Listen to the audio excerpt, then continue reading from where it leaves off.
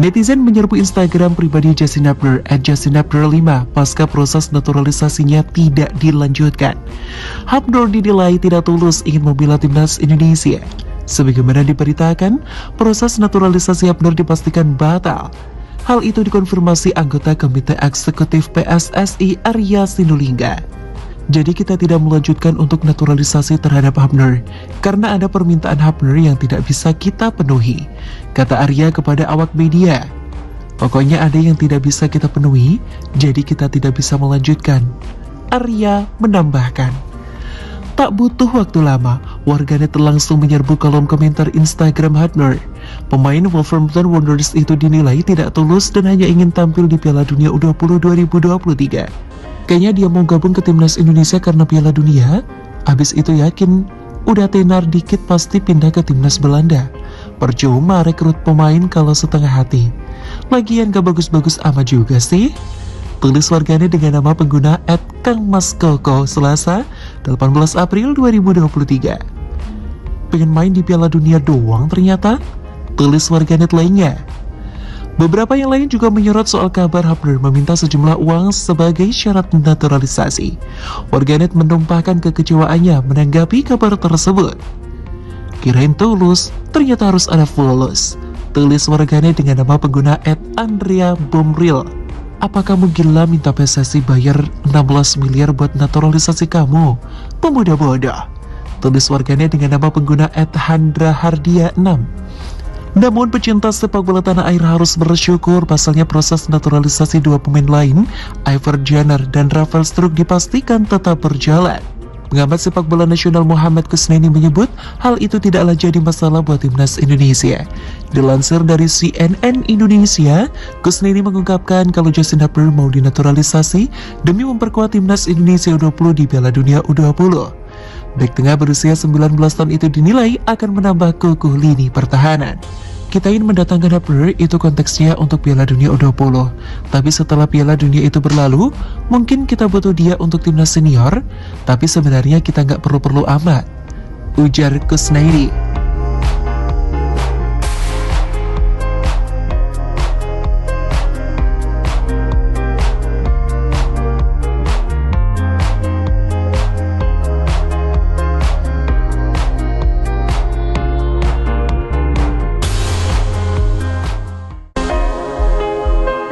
PPPA ala Indra Safri kian menjanjikan timnas Indonesia U22.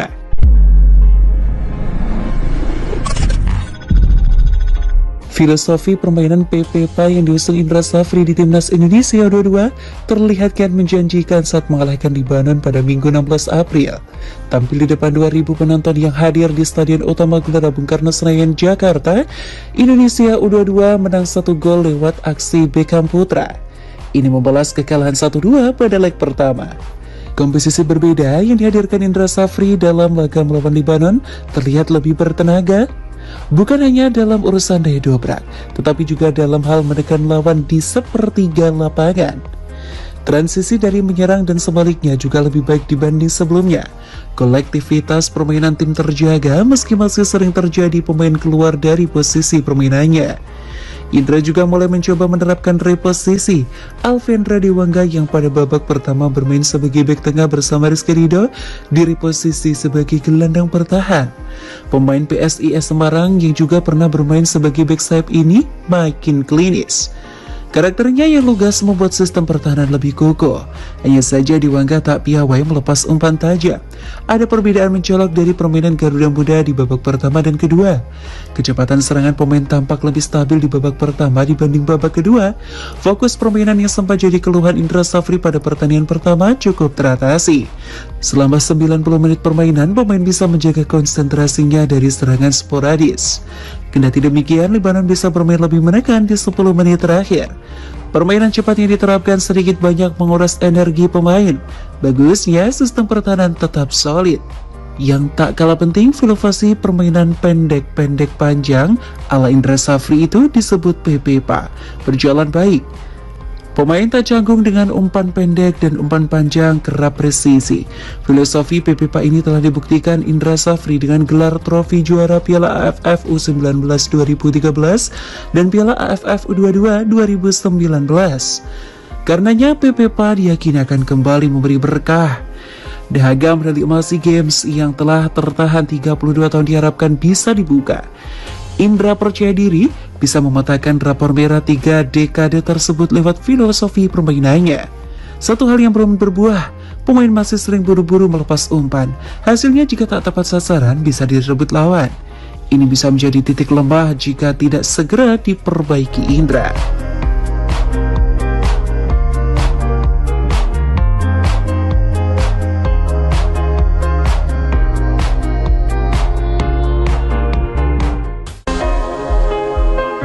Sintayong geser Indra Safri jadi pelatih timnas Indonesia untuk SEA Games 2023?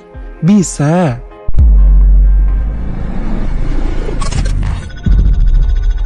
Sintayong dikabarkan bakal gantikan Indra Safri menjadi pelatih timnas Indonesia U22 yang akan berlaga di SEA Games 2023 Kamboja. Apakah ini bisa terjadi? Derasnya permintaan netizen dan penikmat sepak bola tanah air akan hadirnya Sintayong di timnas Indonesia U22 tidak terlepas dari laga uji coba yang baru saja dilakukan. Timnas Indonesia U22 baru saja menghadapi Libanon U23 pada Jumat 14 April 2023. Di laga itu, timnas Indonesia U22 menyerah 1-2. Sebelum uji coba ini, timnas Indonesia U22 sebelumnya sudah beruji tanding melawan Bayangkara FC yang berakhir dengan skor imbang 1-1.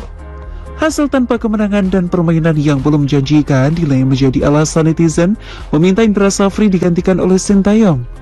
Menilik regulasi, pergantian pelatih bisa saja dilakukan oleh PSSI karena timnas Indonesia U22 untuk SEA Games 2023 mendatang. Terlebih, Sintayong saat ini sedang menganggur lantaran timnas Indonesia U20 batal tampil di Piala Dunia U20 usai status tuan rumah Indonesia dicabut FIFA. Kendati demikian, PSSI sendiri sudah menegaskan bahwa Indra Safri akan tetap memimpin skuad timnas Indonesia U22 di SEA Games 2023. Hal itu disampaikan Amaling menyusul adanya kemungkinan Indra digantikan Sintayong. SEA Games kan kita sudah putuskan di rapat EXO PSSI adalah Indra Safri, kata Amali saat jumpa pers di Hotel Sultan Jakarta. Lagi pula, PSSI sudah memutuskan Indra Safri sebagai juru taktik SEA Games 2023 sejak jauh-jauh hari. Saat itu pilihan itu diambil karena Sintayong fokus mempersiapkan timnas Indonesia U20. Sebagai informasi, timnas Indonesia U22 tergabung di grup A bersama tuan rumah Kamboja, Myanmar, Filipina, dan Timor Leste pada SEA Games 2023. Sementara itu, Vietnam, Thailand, Malaysia, Laos, dan Singapura berada di grup B. Jika Sintayong ditunjuk, ia bisa fokus melatih timnas Indonesia U24 di SEA Games 2022 yang akan digelar pada September hingga Oktober 2023 setelah batal menangani timnas Indonesia U20 di Piala Dunia U20 2023. Terlebih, kontrak Sintayong dengan PSSI masih tersisa hingga 31 Desember 2023.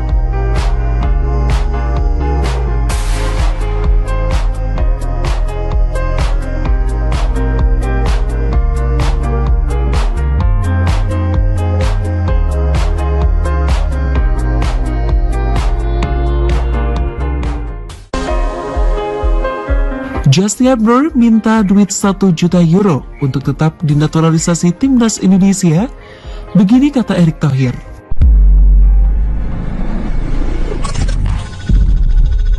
Ketua Umum PSSI Erick Thohir merespon rumor yang beredar bahwa pemain berdarah Indonesia asal Belanda Justin Bieber meminta bayaran untuk tetap dinaturalisasi menjadi warga negara Indonesia.